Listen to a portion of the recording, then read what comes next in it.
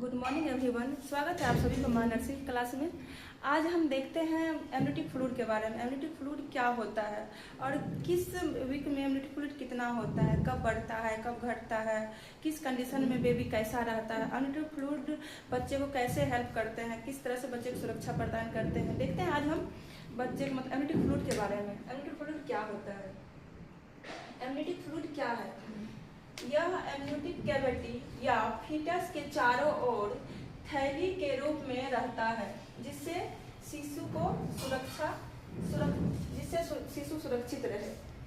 यह गर्भनाल के पानी या तरल पदार्थ है जो गर्भावस्था के दौरान गर्भाशय में शिशु या भ्रूण के चारों ओर थैली के रूप में रहता है। जिसके कारण शिशु सुरक्षित रहता है। यह एमनियोटिक फ्लूइड जो है शिशु मतलब भ्रूण के चारों ओर जैसे पानी या तरल पदार्थ के ये जो पानी है शिशु के चारों तरफ थैली के रूप में रहता है जिससे शिशु को सुरक्षित प्रदान करता है। देखते हैं शिशु को सुरक्षा कैसे प्रदान करते हैं, शिशु सुरक्षा कैसे रहते हैं। पोषण में कैसे मदद करते हैं एमनियोटिक फ्लूइड। जब हमारी माँ कुछ खाती है तो उससे पहले एमनियोटिक फ्लूइड में जाता है। एमनियोटिक फ्लूइड से ही मतलब प्लेसेंटा के थ्रू पोषण जो है मदर टू फीटस में जाता है।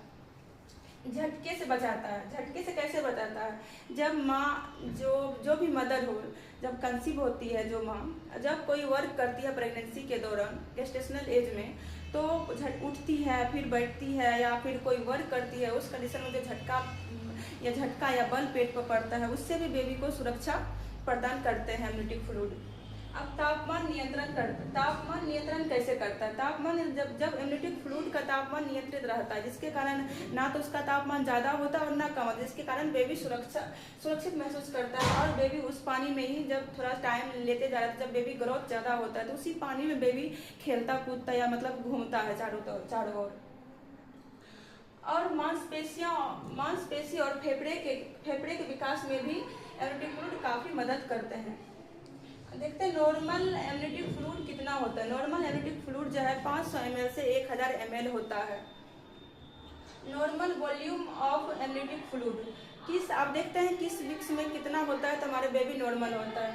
12 वीक्स में एमनियोटिक फ्लूइड 50 ml होता है। 12 वीक्स में जो एमनियोटिक फ्लूइड बनता है वो माँ से ही बनता है, माँ के ही ब्लड या पानी से बनता है। उसके बाद 20 वीक्स में उसका 400 ml एमनियोटिक फ्लूइड हो जाता है। 16 से 20 वीक्स में बेबी जो है यूरिन पास करने लगता है। बेबी यूरिन पास 16 से 20 वीक में करता है जिससे एमनियोटिक फ्लूइड जो है बेबी के यूरिन से ही बनने लगता है। मैक्सिमम जो एमनियोटिक फ्लूइड है 16 वीक के बाद बच्चे के मूत्र से ही एमनियोटिक फ्लूइड बनता है। उसके बाद देखते हैं 36 से 38 वीक्स में मैक्सिमम 1 लीटर या 1 लीटर से कुछ ज़्यादा हो जाता है एमनियोटिक फ्लूइड। लेकिन वही जब मतलब 38 वीक्स से ज़्यादा होने लगता है, लेकिन जब 38 वीक्स से ज़्यादा होने लगता है तो उस कंडीशन में एमनियोटिक फ्लूइड घटने लगता है। घट के कितने 1 लीटर से कम मतलब 600 से 800 ml आ जाता है। एट टर्म जब बेबी का टाइम पूर जाता है, मतलब 9 मंथ या 7 डेज बोले 280 दिन पूर जाता है, जब बेबी का डिलीवरी का टाइम आ जाता है तो उस कंडीशन में एमनियोटिक फ्लूइड 600 से 800 ml होता है। तो ऐसा एक नॉर्मल है। पोस्ट टर्म जब बच्चा जैसे टर्न पर बेबी मतलब डिलीवरी होना चाहिए, टर्न पे नहीं हुआ, लेट ले रहा है, समय ज़्यादा ले रहा है, तो उस कंडीशन में जो है एमनियोटिक फ्लूइड धीरे धीरे घटने लगता है। लास्ट में घट के 200 ml आ जाता है। अगर 200 ml के नीचे जाता है तो उसका मतलब एबनॉर्मल कंडीशन होने लगता है। उस कंडीशन को अब देखते हैं हम ओलिगोहाइड्रामिनोज कब बोलेंगे और पॉलीहाइड्रामिनोज कब बोलेंगे। ओलिगो का मतलब क्या होता है, ओलिगो का मतलब होता है कम और हाइड्रा का मतलब क्या होता है पानी। और ओली का मतलब क्या होता है, ओलिगो रिलेटेड टू कम और hydra related to water. Hydra का मतलब होता है पानी, ओलिगो का मतलब होता है कम। जब एमनियोटिक फ्लूइड का मात्रा नॉर्मल से कम होने लगता है, मतलब amniotic fluid below the 500 ml, ऐसे 5 ml से अगर 200 से ml कम आता है तो उस कंडीशन को हम ओलिगोहाइड्रामिनोज बोलते हैं। अब देखते हैं पॉलीहाइड्रामिनोज।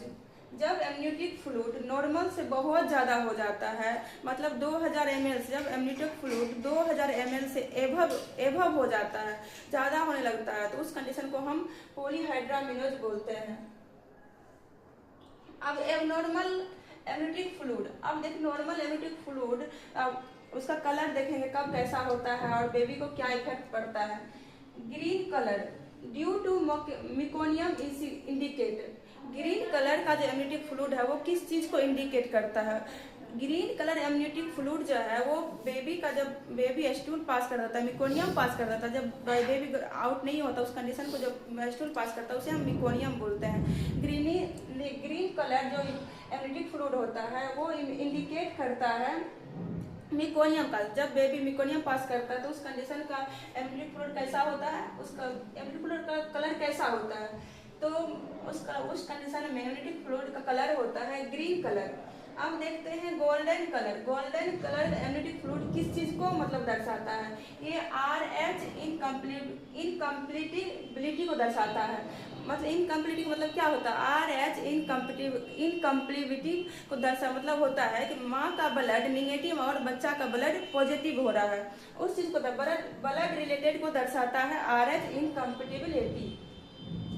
अब देखते हैं ग्रीनिश येलो या सेफोन कलर, ये होता है कि मतलब ग्रीनिश येलो, सेफोन का मतलब होता है केसर कलर का। केसर कलर का किस चीज को, ये पोस्ट मैच्योरिटी को दर्शाता है।